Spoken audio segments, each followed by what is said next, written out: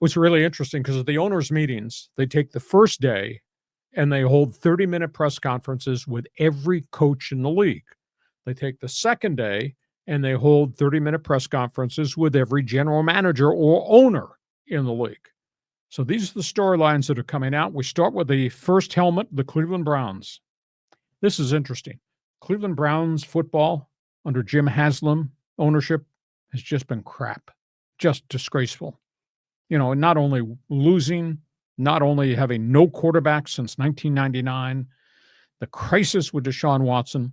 Jim Haslam showed up at the press conference, opened it with a base statement. And I saw the video. I said, wow, this is pretty interesting. He says, we took a big swing and we had a big miss in the whole DeShaun Watson acquisition. The fact they gave up 3 number 1 picks, 5 draft picks in all, the fact they gave him $230 million in guarantee, the fact that he knew he was going to get suspended. Yes, they gave him all that without any sanctions or any penalty. Then he gets hurt again, and they've gotten virtually nothing out of DeShaun Watson. Jim Haslam said, blame me. Cleveland Talk Radio. Damn right, blame you. Just absolutely amazing. And Browns are still a mess. They still don't have a freaking quarterback. The Browns have had 40 different starting quarterbacks since 1999, and it's probably worse now than it was the first day they were an expansion team and they gave Cleveland, which is a great sports city, the franchise back. Second topic, Steelers. Pittsburgh Steelers say they're going to add another quarterback in this offseason. Now, there's a lot of conflicting conversation here. They are bringing in Jackson Dart, the big throwing quarterback from the University of Mississippi. People have the opinion that Pittsburgh might be willing to spend their first-round pick on Jackson Dart, which would be the quarterback they would groom. They already got Mason Rudolph, journeyman, but he's competitive, and he manages the game and all that. And then there's the whole Aaron Rodgers storyline. This is the interesting angle, because Mike Tomlin says, I'm prepared to develop a young quarterback and play Mason Rudolph. And then Art Rooney goes public and says, we've had very beneficial meetings with Aaron Rodgers, and we think we're on track when he makes his decision that he will be a Steeler. That's really interesting there. So that's the Pittsburgh story. Atlanta, love me not, trade me not. They're going to trade him. Arthur Blank said this morning, the Atlanta Falcons owner, we are now opening the phone lines. You can call if you wish to make a proposal to trade for Kirk Cousins. Kirk Cousins, who was just given a roster bonus of $10.5 million on top of his $27 million salary. That's a $37 million investment. They're going to take trade offers and they're going to move them. They're going to take a cap hit when they do it. They want a significant draft pick, although at age 37, I don't know what I'd give up, maybe a third or a fourth round pick, but evidently they're going to take an offer. The rumor is, would he go to Cleveland? But Cleveland's got, what a mess Cleveland is. They're going to do this now. They would trade another high draft pick for this quarterback who's a rental. It's just kind of a strange story. 49ers, John Lynch, general manager. Jed York, owner, meet with the media. They admit their hand has been forced. Did you know they're waving a white flag on the season probably by doing this? Right now, it's really? Well, tell me. Okay. They said they had to let go 17 guys off the roster because of salary cap considerations so they can sign Brock Purdy.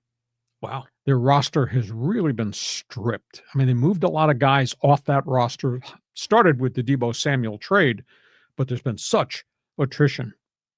Kind of hard to believe they're waving the white flag at the end of March in San Francisco, but they seem to be.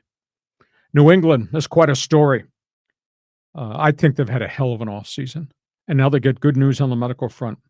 Christian Barmore, a really good defensive tackle, kid out of Alabama, plays in an unsexy position, just makes a lot of things happen in the defensive front. Missed all last year, blood clots. Came back at the end of the season, final 2 or 3 games played okay. A blood clot problem resurfaced. Anyhow, he is now totally cleared. He will be in OTA's, green light go. And why that is important, because he's a fine player, is now you got Barmore along with Milton Williams, who they signed from the Philadelphia Eagles, who I think is a young stud, and they got 8 other free agent starters. Mike Vrabel's got a really good thing going there in New England, and now he gets this good medical news on Christian Barmore. The last one is the Rams. There's 2 angles to this story. Les Snead, the general manager. drops the hint. Draft, we're looking to go get a quarterback for the future, which means the Rams might use the second pick or the third round pick for the right guy if they find the right guy. And there's a whole bunch of second tier guys that might have upside and potential, led by Jackson Dart, but the kid from Syracuse, Kyle McCord, the athlete at Alabama, Milroe. There's just a whole bunch of guys there. I was told the Rams made an offer to trade for New England's third quarterback, Joe Milton, big stud out of the University of Tennessee, but they got outbid. Milton this morning was traded to the Dallas Cowboys. Instead, he'll be their backup quarterback to Dak Prescott. He's big and he's raw. He throws the hell out of the ball, but sometimes he doesn't know where it's going. But he's really young.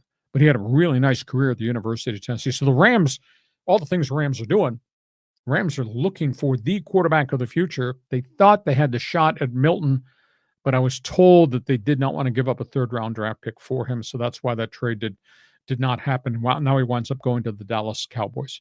So those are all things out of the NFL Notebook. Who are you blaming in Cleveland? Go ahead. Sound off. Well, yeah, Haslow's right. He says, blame me. I mean, I just think about like how horrible it was for the Chargers when they drafted Ryan Leaf and how it set the franchise back so much. Now you're paying a gazillion dollars for this quarterback, DeShaun Watson, and you gave up 5 draft picks, 3 of them number ones, and you're paying him all that money, and he's hurt, and he's not, even when he's healthy, he's not playing up to that level. I mean, they're screwed for a long time. Oh, they're in holy salary cap hell forever. Jim Haslam, blame me. Damn right. Jeez. You're helping Mike Tomlin. What are you going to do in Pittsburgh? Well, you know, it's funny. When you think of Mason Rudolph, I always think of when he got in that thing with Myles Garrett. Sure. Where Myles Garrett took his helmet off and was bashing Rudolph over the head with that. I can sense like some gamesmanship going here. Oh, we're kind of interested in Aaron Rodgers. Oh, no, we're not. You know, oh, we've got our quarterback. It's Mason Rudolph. Or, you know, everyone knows Mason Rudolph is not going to win a championship for you. He's going to be a guy that's going to be the game manager, but really a second stringer. So I don't know. I mean, it's just, I think a lot of this talk, this chatter right before the draft, it's just a lot of BSing and bluffing going on. It's called smokescreen. Yeah. But Pittsburgh does have to get a quarterback. Pittsburgh's got to get a running back because they let Najee Harris go. Pittsburgh's got a lot of things that they got to fix there. Are you an embittered 49er fan? Are you an upset 49er fan? Are you just getting rid of your 49er gear? I mean, John Lynch's hand was forced, and I've defended John Lynch. I got people that email me, just kick the crap out of John Lynch. I defend John Lynch because they won with young players. Young players then earn their second contract, which is mega pay raise. And by the time you get to the finish line of the second contract, you have to get rid of some people. In this case, Brock Purdy becomes a gem of a quarterback, and they're going to have to pay him. But the cost is we're taking the money that we gave all these guys, and those guys are gone, and we're going to have to give it to Brock Purdy. And by the way, they got $86 million in dead cap money this year because of the guys they had to get rid of so they could sign Brock Purdy to the extension. Well, you're going to defend John Lynch because you worked for his father for so many years. But, the Niners have gone through this in the past, decades ago, where they amass all these salaries and then they have to let people go and they kind of go through a bit of a down period. So this is just going to be one of those cycles. But, you can't blame Lynch for what happened with the 49ers these past couple of years. They've been a competitive team, but they've been racked by injuries. So, here we go. Okay, that's all things NFL. You want to take one of those topics? Got a response? Fans Forum chat box is open.